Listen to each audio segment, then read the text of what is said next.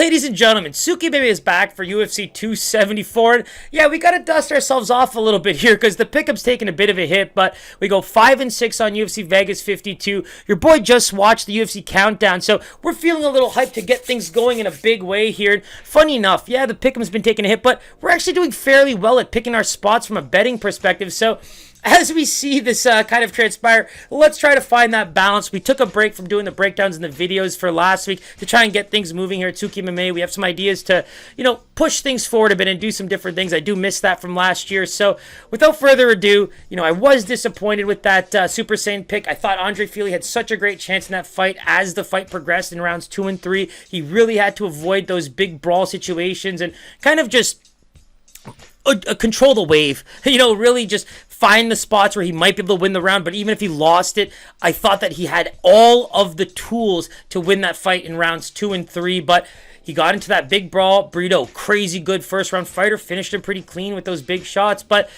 outside of that, 5-6 again. We talk about how we need to find that balance with the pick'em and the betting. So that's going to be a goal for 274. We're riding the high from the countdown. So let's just get right into it with Newson and Fernie Garcia. Now, the big thing for me in this fight is I think Fernie in his Dana White Contender Series performance, that first round was very questionable, right? Took a lot of big shots himself, was probably having his own little feeling out process. But then you see him develop more into that grappling, technical style fighter that we have seen. His durability and his chin is really, really good, which I think is going to help him in this fight. But you look at a guy like Newson, who could be on the UFC hot seat right now for his job, but the stylistic matchups for a fight like, say, Randy Costa is just so tough for him. He's got that compact style Tyson look. His boxing range is where he does the best work. And what have we said for guys that do their best work in that boxing range? Unfortunately, in MMA, it opens up other areas, right?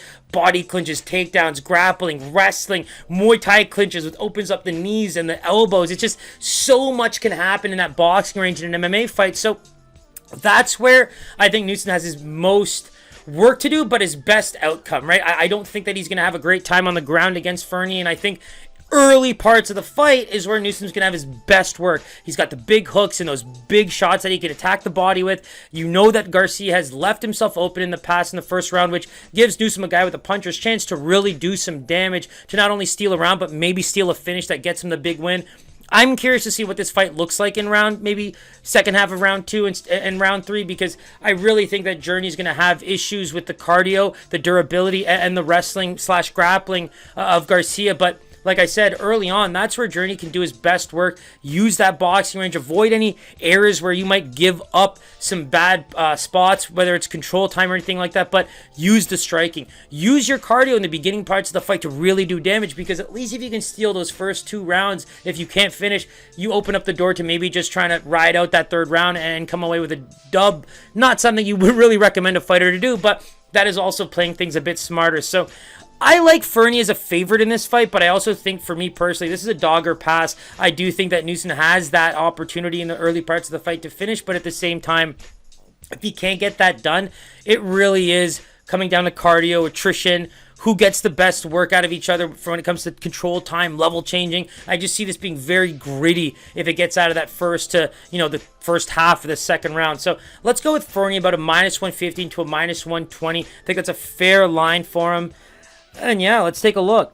Fernie Garcia, -190, coming down though. So, our line right now might be close to that pick'em range, but that's where this seems to be, the trajectory seems to be going in that direction. -190 favorite, now sitting between -140, -150, with Journey opening as a +155, now coming down to that +120 to +130 range. So with that said, this could end up being a pick'em come fight night, and if that's the case, I would just really avoid this fight from a betting perspective. But, leaning Fernie as a favorite. I like to see the weigh-ins, media days, things like that, get into a fighter's head a little bit to maybe make a final pick on a fight like this, but should be fun. As always, guys, don't forget to like, subscribe. We're going to be doing it up coming into the summer like we did last year. It's going to be really fun, so stay tuned.